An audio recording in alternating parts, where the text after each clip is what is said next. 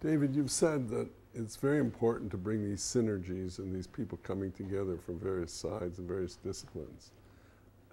What clear advantages can you show that you've already made by bringing these people together this way? Well, I mean, there are so many examples. It's really amazing. Well, Actually, I will. Give me 20. I will. No, not 20. Well, I must say that actually the benefits were not so clear to us when we started that a year ago or so. But at least 5 different joint grant applications from different hubs have been already submitted. And this has to do also in neurodegenerative diseases, in cancer, and more. I mean, and this is the way, as you know, to get funded. I mean, right. To go to competitive grant agencies. So people that were sitting together, put together some working plan, and they've already submitted grant proposals outside. People have established new courses. I mean, as you know, one of the things that the Institute does, we have a huge teaching load for undergraduate and graduate students. We are actually the largest teaching institute in Israel. And people have established in these research hubs new courses, which is something that I really didn't expect to happen, but it did. Well, let me talk about that, because one of the, it's a big debate, in the literature about universities, that there's departments want to keep, the old department that you talked about in the first section, want to keep exclusive control over teaching and not share it. But the research indicates on this that it's far better if the researchers teach in their areas of interdisciplinary work as well as do the research on it. How did you get the breakthrough that you didn't encounter the silos of the department saying, no, you're not allowed to teach? Okay. This is a very serious issue, and we thought a lot how to really organize the institute. And what we have done is we have organized the institute at 3 layers, 3 different layers. The first one is the one that I mentioned before, and that is the departments. They are based according to the discipline, classical disciplines. The other layer, which is completely different layer, I mean different chairs, different organization, that's the teaching divisions. And they are different from the departmental divisions. I see. Okay, this is really relatively new. That's unique, I think. It is unique. I don't know of any institution that does that. Okay, so in other words, for example, there is a teaching division for anatomy, all right? We have to have that. We are medical school.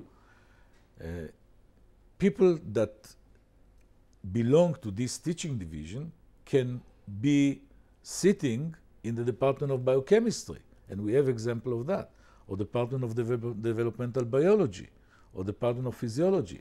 But how does that work? Because if you're, it poses a puzzle. First of all, anatomy macroanatomy is a finished science, more or less. It's still work, but especially in neuroanatomy, there's all kinds of work. But generally in the big anatomy, there's not a great deal of research. In the gross anatomy, I agree, yes. So how do you get researchers from biochemistry teaching anatomy? Okay, I'll tell you. When we recruit a new scientist into the institute, we talk with him and we ask him, okay, what do you want to teach? You are not coming to an institute that does not have a teaching obligations. We do, and you have to teach. That's part of your duties at the university.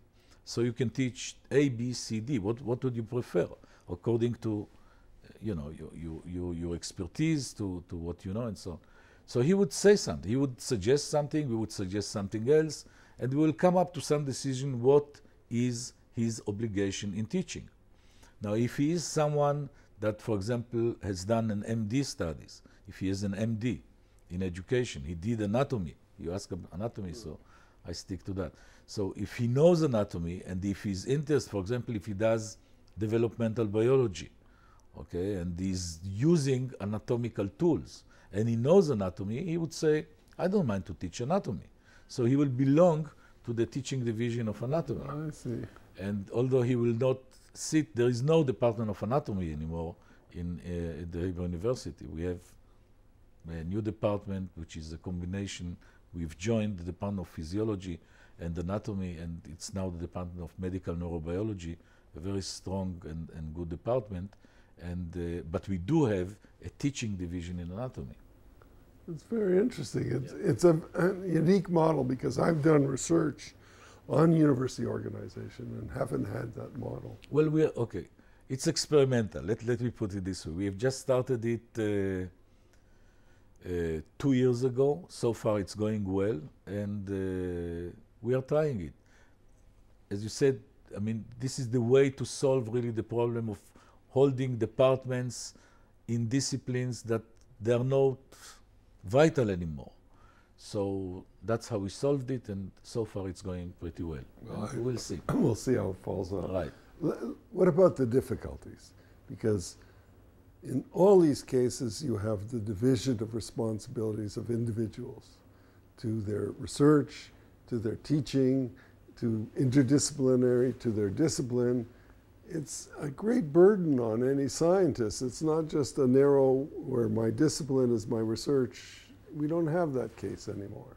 That's right. That's right. Well, it is difficult, but that's the fun of it. I mean, the work that we do is really very diverse. I mean, we do different things. We do our science, and this is obviously the main thing that most of us are interested in. This is the real kick that we are getting out of what we do. I mean, is to do the science, but at the same time we do the teaching. I mean, I think that we really think that teaching is important. I mean, to teach not only the graduate students in your lab, but also the undergraduate, to teach them at the highest level that you can, it's important. And you know, we share our time between the research duties and the teaching duties, and some administration. I mean, most of the people at this time or another will do some administrative work. Some of them will do smaller things, and some will devote more time according to their interest and skills and so on. But most of us will do so at the university, yeah. What if I said, okay, Hebrew University is at the forefront of universities, in the top 100 in the world. 64th, I believe. Yeah, that's right. And it's a little higher in the Chinese system, but frankly, but it doesn't matter. But you're really even further ahead in microbiology. I mean, if you take that field that we're talking about now, you're even more than 65th. You're in a much higher plane. What's your explanation? Why is Hebrew University so significant?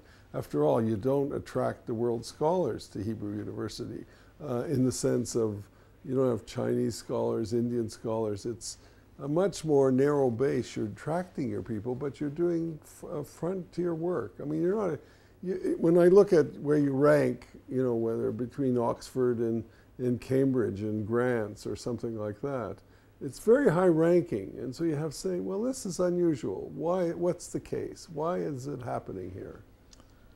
Well, I think it's very simple, Howard, actually. Okay, I'd like to hear it. Okay, I think that it starts by the fact that we have excellent students. Okay, our students are really, really excellent.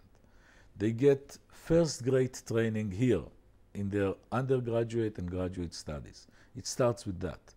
And when you finish this education of the student, he's chased by so many institutes abroad just to come and do its postdoc in this institute. So they go to excellent people and excellent laboratories to get their postdoctoral training, okay?